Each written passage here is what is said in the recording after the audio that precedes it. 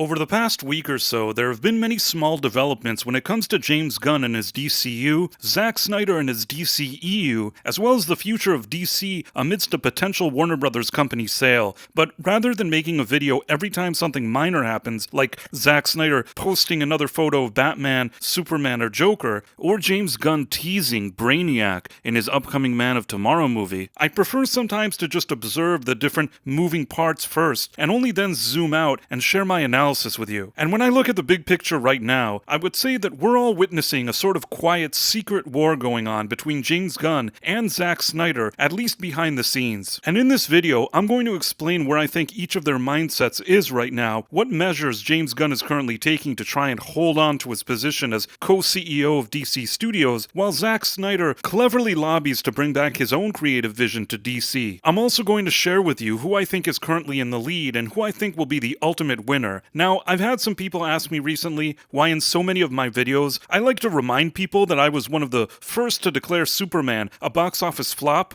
months before the mainstream media and even before most other YouTubers. And the reason I do mention it is because as somebody that works on his own, who's not part of some big group or publication, I'm just really proud of my work and that I stood my ground on something that we were all being lied to. And on that note, whether you've been watching my videos for a while now or you're new to the channel, if you haven't yet subscribed, please take a second to do that now, especially if you enjoy getting more honest takes from an independent entertainment news reporter like myself. Now, when it comes to James Gunn, if I had to give my instinct as to what he's doing right now, for lack of a better term, I'd say that Gunn is doing the old Kathleen Kennedy maneuver, which is basically the more people publicly scrutinize your position, the more things you tease, and the more projects you announce. Now, whether these projects ultimately get made or not is a whole different story, but at least if nothing else, it can help generate some positive headlines, giving the impression that there's an active captain steering the ship, even if that ship is the Titanic and it's heading right into the iceberg. So in addition to a rather frantic announcement of Man of Tomorrow, which is conveniently scheduled to be released in 2027 after James Gunn's current contract already expires in 2026, we now have received confirmation that Brainiac is going to be the big villain in Man of Tomorrow, which will indeed be a Lex Luthor Superman team-up movie, as we had all suspected for a while now. And this is an attempt to really build hype here, which James Gunn is trying to do in order to make his movie more valuable, especially in this turbulent time. In addition, James Gunn has recently announced some other DC projects like The Jimmy Olsen Show, which will not feature Superman or Lois in it for some reason, V for Vendetta series, which is also supposedly in early stages of development, and I suppose Gunn's reasoning here is that the more projects that he announces, the more difficult it is to pull the plug on all of them. And with projects like Lanterns and Supergirl that are already in the middle of filming, well, that makes it even more difficult. So basically, Gunn's strategy here is that he's throwing a bunch of shit on the wall and hoping that something sticks. In reality, though, in my opinion, these new DC projects that Gunn is supposed to oversee in some capacity seem to be on shaky ground, especially the ones that haven't filmed yet, because if a purchase of Warner Brothers is to happen sooner rather than later, you don't know what'll end up happening. Take for example David Ellison, who recently purchased Paramount and is a top candidate for possibly purchasing Warner Brothers. Upon Ellison's recent Paramount takeover, he quickly cancelled season 2 of the Dexter prequel series, even though it was already renewed, greenlit, and in production, because Ellison thought it sounded dumb. And Ellison also quickly decided that he didn't want to renew Taylor Sheridan's contract, which was also a big deal because, as opposed to James Gunn, Sheridan is a top earner for Paramount. So if Ellison does end up taking over Warner Brothers, I really don't know where that would leave James Gunn and all these new projects that he desperately seems to be pushing, especially if you consider that Gunn is very far left in his political views, and rumor has it that this would not sit well with Ellison, who is not far left at all. And with some other potential buyers having an existing rapport with Snyder like Netflix or even the Saudis, who are rumored to be making a bid, you never really know in what direction the winds of change may blow. So while Gunn, in my opinion, is desperately deploying all of his shills both in the mainstream media and online through his own PR efforts in order to stay in control, Zack Snyder is now in a better political position than he's been in years, because if you think about it, Snyder has nothing to lose. Not to mention that this is not Snyder's first rodeo. Snyder was around when AT&T took over Warner Brothers in 2018 before they ended up selling in 2022. And whether you like Snyder or not, even just from a business perspective, Snyder's handling of that situation was quite brilliant, as he managed to get them to greenlight the completion and release of his Justice League Snyder Cut, something that the media had always said was 100% impossible. One of the key ingredients to Snyder's success back then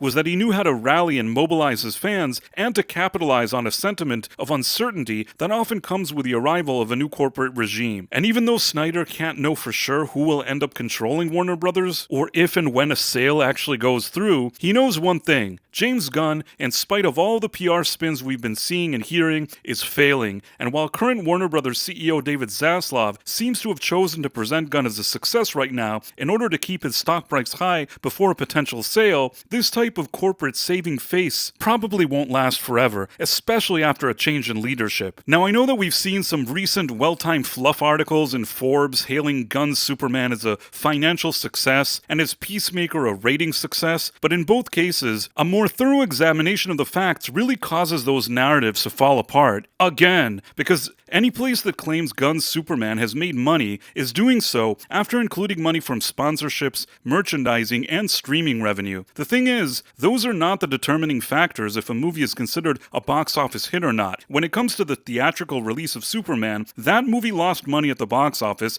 Even Forbes have recently reported it in a different article 80 days after I said it here on this channel, but they finally did admit it. And to make matters worse for Gunn, let's not forget that in 2013, Zack Snyder's Man of Steel significantly outperformed Gunn's Superman in every parameter, and that's before we even adjust for inflation. And yes, that also includes sponsorships, merchandising, and home media sales. At that time, it was reported that Warner Brothers were unhappy with Snyder's numbers because they wanted to see Avengers MCU billion-dollar numbers. But when you put things in perspective, like him or not, objectively speaking here, Snyder has a better track record than Gunn, and Gunn absolutely knows it. Warner Brothers hired James Gunn thinking that he would give them the Guardians of the Galaxy type of box office numbers that they were looking for, ranging between $800 million and $1 billion a movie, and he didn't deliver on that until now. And these recent report of Gunn's Peacemaker appearing on Nielsen, don't get too excited about that either. When Matt Reeves' Penguin series aired, it gained viewership every week and was much more successful than Peacemaker. On the other hand, Peacemaker lost 40% of its viewership throughout its second season, and one single episode of the show that was somehow lucky to find itself in the 10th place of the Nielsen's top 10 chart doesn't really move the needle much, especially if you consider that during that same low competition week that Peacemaker appeared on a chart, it was still crushed by the likes of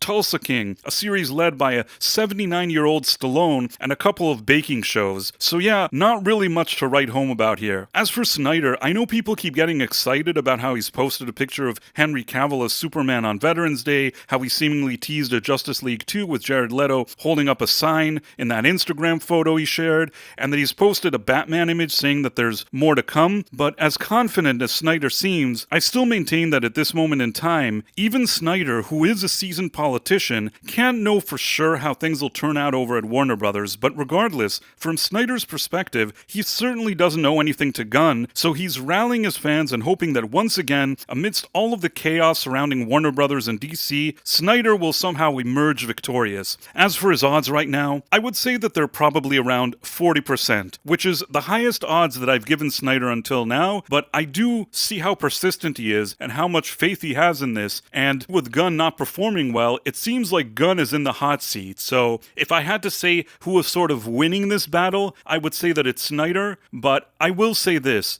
it's still far from over, and Gunn has a contract in place. There is a chance that whoever takes over Warner Brothers will still let Gunn see out his contract, release a few more projects, and you never know what'll happen from there. But one thing's for certain, this is a very interesting time, and watching what's happening now with James Gunn and Zack Snyder and the DCU is somehow more entertaining and more interesting than the DCU itself. And if you want to continue to stay updated when it comes to this story, please make sure to like and subscribe, as it would really help my channel. Thanks for watching, my friends. Thank you, and good day. I am such an awesome guy. I make so many videos.